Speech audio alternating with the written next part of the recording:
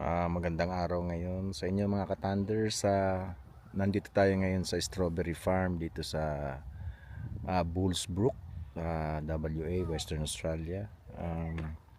Ang oras ngayon alas 12 ng tanghali. Springtime ngayon, so ito yung mga season ng strawberry. Kaya samahan nyo kami, mamasyal tayo. Panoorin nyo kami sa pag-harvest ng strawberry. Dito may entrance $2, tapos yung bibilin mo every box may bayad $15. Yun, isang box. So ngayon cloudy pero malamig pa rin kasi springtime. 19 degrees ngayon at the moment. Yun, cloudy ngayon. Yan, maganda, cloudy. Yan, tapos yung napili namin na farm, alam ko meron siyang bubong. Yun, kaya hindi tayo ma-expose sa araw. Yan. Ito yung entrance. Samahan nyo kayong papatayin ko muna. Ito mga ka-thunders, magsisimula na tayong mag-harvest ng strawberry. Ang isang box is $15. Tapos yung entrance nga $2. Ngayon pagka bibilin mo naka-box na, mas mura, $5 lang. Kaya lang second grade. Dito kasi mamimili ka, siyempre mga malalaki ang pipiliin mo, kaya mas mahal dito. Yan, no? Tingnan niyo yung mga bunga. Yan. So kanina nasabi ko, doon tayo sa may roof. Yung pala available lang pagka umuulan, pag maaraw. Dito nila pinapa-harvest yan. Mamimili ka na lang, pulang-pula.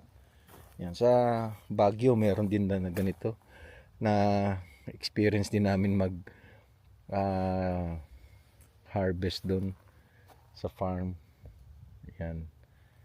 Kaya lang hindi ganitong ka gandang tawag dito farm. Laki, oh. Yan, oh. So ito lang, marami rito sa ito kasing lugar na to, dito talaga mga taniman ng strawberry. Maraming rito yung nagtatanim. Ito yung box. Hindi naman ganun kalaki, pero ito yung box, oh. Yan, ito yung box na pupunuin mo. Punuin mo ng punong-puno, parehas lang ang presyo. Tapos, eat all you want. Eat all you can. Pwede. Yan. So, yan, kaya lang, ikaw ang bahalang kumuha ng sarili mo. Yan. Ito. Ay, malalaki ha? Yes. Kasama yung ganito. Okay, yan. Yan. So, pupunuin natin yan. Kaya lang, ayokong kumain kasi hindi wash. Wala naman siya sa ano eh. Pero what I mean, meron kasing yan merong mga buhangin. Yan. Nakalimutan ko magdala kasi ng tawag dito. Yan, dami, oh. Kaya lang maliliit yung iba. Gusto ko kasi super big, mga doble o triple ng ganitong size.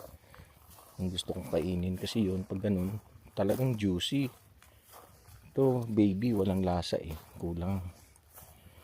Yan, oh. Marami na kasing nag-harvest. Yung iba rito, magang-maga pumupunta. Yan, ang dami na, oh. Nasisira na nga lang yung iba eh. Yan, oh, super. Kaya lang iba maliliit. Yan. So yung mga maliliit niya, yan yung second grade.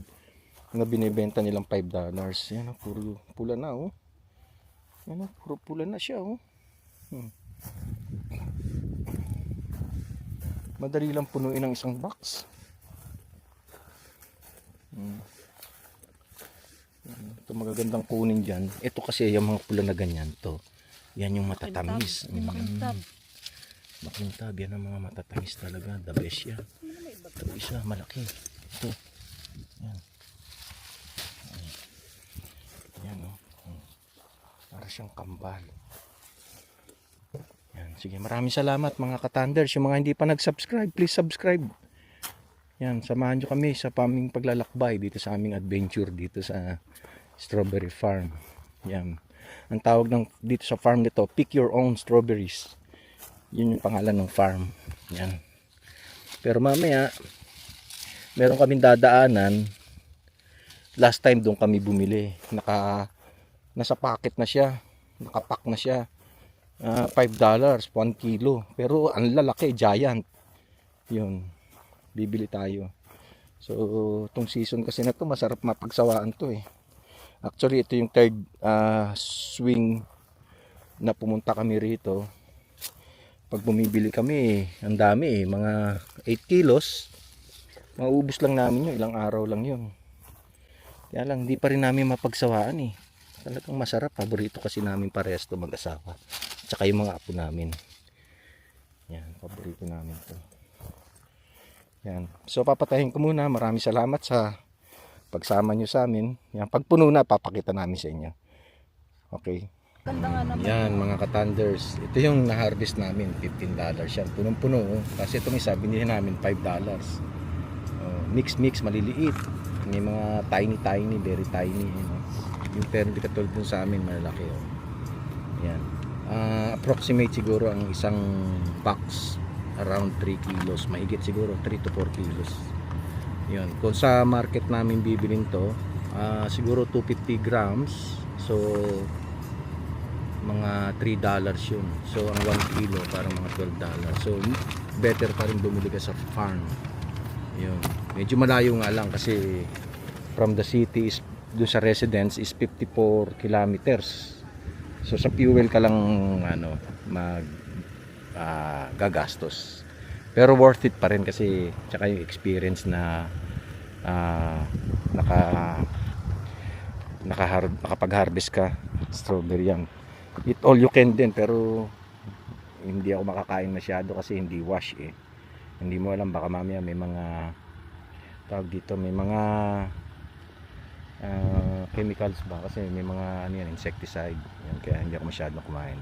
Yan yung kotse namin yan. So yan yung buong farm laki ng farm ng strawberry sabi, kausap ko kayo na may-ari hanggang December daw tong season na to. Tapos pag umuulan yun ang ino-offer nila yan, pwede ka mag fruit picking doon sa may mga roof na yun yan. So dito pagka pag walang ulan yan dyan yan, haba hanggang doon ang layo. So yan, maraming salamat sa panonood nyo. Hanggang dito na lang. Sana samahan nyo pulit kami sa mga susunod naming journey, sa mga susunod na adventure namin. Maraming salamat. Bye for now.